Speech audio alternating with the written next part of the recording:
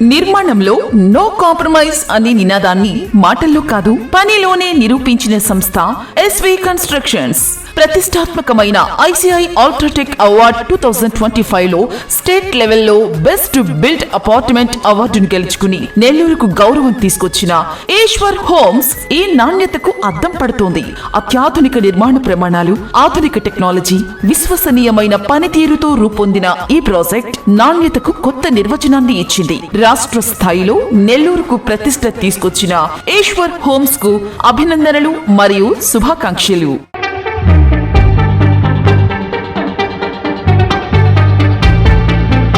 నెల్లూరు నగర అభివృద్ధిపై మరోసారి కీలక చర్చ మొదలైంది.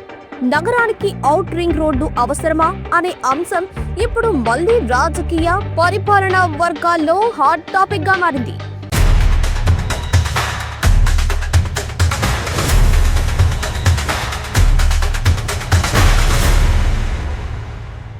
నెల్లూరు నగరం 8 లక్షల మంది జనాభాతో 150 చదరపు కిలోమీటర్ల విస్తీర్ణంతో ఆంధ్రప్రదేశ్లో 4వ అతిపెద్ద నగరంగా నెల్లూరు నగరపాలక సంస్థ అభివృద్ధి చెందుతున్న అధ్యక్ష. కాలుష్యం పెరుగుతా ఉంది. నగర వెలుపల బైపాస్ రోడ్లు నిర్మించబడతా ఉన్నాయి. అలాంటప్పుడు రాష్ట్రంలో 4వ అతిపెద్ద నగరమైన నెల్లూరుకు సమగ్ర ఔటర్ రింగ్ రోడ్ ఏర్పాటు అత్యవసరం అధ్యక్ష. అమరావతిలో జరిగిన ఆంధ్రప్రదేశ్ శాసన మండలి సమావేశాల్లో ఎమ్మెల్సీ భరత్ రెడ్డి చంద్రశేఖర్ రెడ్డి ఈ అంశాన్ని బలంగా ప్రస్తావించారు. దాదాపు 8 లక్షల జనాభాతో 150 చదరపు కిలోమీటర్ల విస్తీర్ణంతో వేగంగా నిర్మిస్తున్న నెల్లూరు నగరం రాష్ట్రంలో 4వ అతిపెద్ద నగరపాలక సంస్థగా ఎదుగుతోంది. ముఖ్యంగా కృష్ణపట్నం పోర్ట్ అభివృద్ధి, పారిశ్రామిక విస్తీరణ, జాతీయ రహదారుల రాకపోకల పెరుగుదలతో నగరంలో ట్రాఫిక్ ఒత్తిడి రోజు రోజుకు పెరుగుతోందని ఆయన వివరించారు. 2007లో నిర్మించిన బైపాస్ రహదారి అప్పట్లో నగరానికి వెలుపల ఉండగా ప్రస్తుతం నగర విస్తరణ కారణంగా అది నగర మధ్య భాగంలోకి వచ్చేసింది.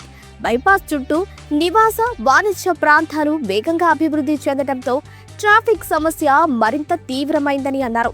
ఇక మినీ బైపాస్ ఉన్నప్పటికీ అది కూడా నగర అంతర్భాగంలోనే ఉండటం వల్ల భారీ వాహనాలు, పోర్టు సరుకు రవాణా, అంతర్రాష్ట్ర ట్రాఫిక్ అన్నీ కలిసిపడి నెల్లూరు రోడ్లపై భారీ ఒత్తిడిని సృష్టిస్తున్నాయని ఎమ్మెల్సీ పేర్కొన్నారు.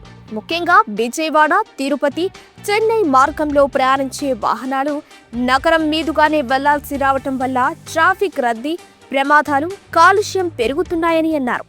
ప్రస్తుతం విజయవాడ, తిరుపతి, చెన్నై మార్గంలో ప్రయాణించే వాహనాలు నెల్లూరు నగరం మీదుగా వెళ్లాల్సిన రావడం వల్ల ట్రాఫిక్ రద్దీ ఎక్కువైంది అధ్యక్ష. ప్రమాదాల సంఖ్య అధికమవుతా ఉంది. కాలుష్యం పెరుగుతా ఉంది. రాష్ట్రంలోని అనేక చిన్న నగరాలకు కూడా నగర వెలుపల బైపాస్ రోడ్లు నిర్మించబడతా ఉన్నాయి. అలాంటప్పుడు రాష్ట్రంలో 4వ అతిపెద్ద నగరమైన నెల్లూరుకు సమగ్ర ఔటర్ రింగ్ రోడ్ ఏర్పాటు అత్యవసరం అధ్యక్ష. అందువల్ల నెల్లూరు నగర భవిష్యత్తును దృష్టిలో ఉంచుకొని సమగ్ర ప్రణాళికతో ఔటర్ రింగ్ రోడ్ నిర్మాణాన్ని వీలైనంత త్వరగా ప్రారంభించేందుకు ఏర్పాటు చేయాలని ప్రభుత్వాన్ని కోరుతున్నారు. ఇప్పటికే ఈ అంశంపై గతంలో కోటంరెడ్డి శ్రీనివాసులరెడ్డి స్పందించగా, మరోవైపు రాష్ట్ర మంత్రి పొంగూరు నారాయణ నెల్లూరుకు రింగ్ రోడ్ అవసరం లేదని వ్యాఖ్యానించారు. అంటే ఔటర్ రింగ్ రోడ్ అనేది యాక్చువల్గా నోడా చైర్మన్ శ్రీనివాస్ రెడ్డి గారు యాక్చువల్గా దాన్ని చేయాలనే ఉద్దేశం ఉంది. ఆయన ఉద్దేశం సదుద్దేశం, ఆయన ప్లాన్, ఆయన యొక్క ఆలోచన మంచిదే. కానీ నెల్లూరుకి అసలు రింగ్ రోడ్ అవసరం లేదనేది తీసుకుంటే ప్రజెంట్ పరిస్థితుల్లో అవసరం లేదు.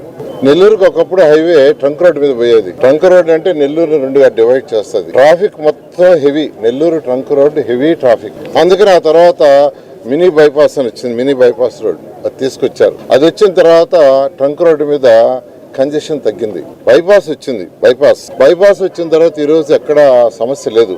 బైపాస్ 4 లైన్లు ఉంది, దాన్ని కూడా 6 లైన్లు చేస్తున్నారు. మరొకటి ఏంటంటే బైపాస్ కి యువతల సైడ్, ఈస్ట్ సైడ్ ఉండేది చాలా తక్కువ ఇళ్ళు, చాలా తక్కువ. అయినప్పటికీ రాష్ట్రంలోని చిన్న నగరాలకు కూడా ఔటర్ రింగ్ రోడ్ నిర్మిస్తున్న సమయంలో రాష్ట్రంలో 4వ అతిపెద్ద నగరమైన నెల్లూరుకు సమగ్ర ఔటర్ రింగ్ రోడ్ ఏర్పాటు అత్యవసరమని ఎమ్మెల్సీ స్పష్టం చేశారు. కన్క్లూజన్: మొత్తానికి నెల్లూరు నగర భవిష్యత్ అభివృద్ధి, ట్రాఫిక్ సమస్యల పరిష్కారం, పారిశ్రామిక రవాణా సౌకర్యాల కోసం సమగ్ర ప్రణాళికతో ఔటర్ రింగ్ రోడ్ నిర్మాణాన్ని ప్రభుత్వం అత్యవసరంగా చేపట్టాలని ఎమ్మెల్సీ పర్వతిరెడ్డి చంద్రశేఖర్ రెడ్డి కోరారు. ఇప్పుడు ఈ డిమాండ్పై ప్రభుత్వం ఎలా స్పందిస్తుందన్నది ఆసక్తిగా మారింది.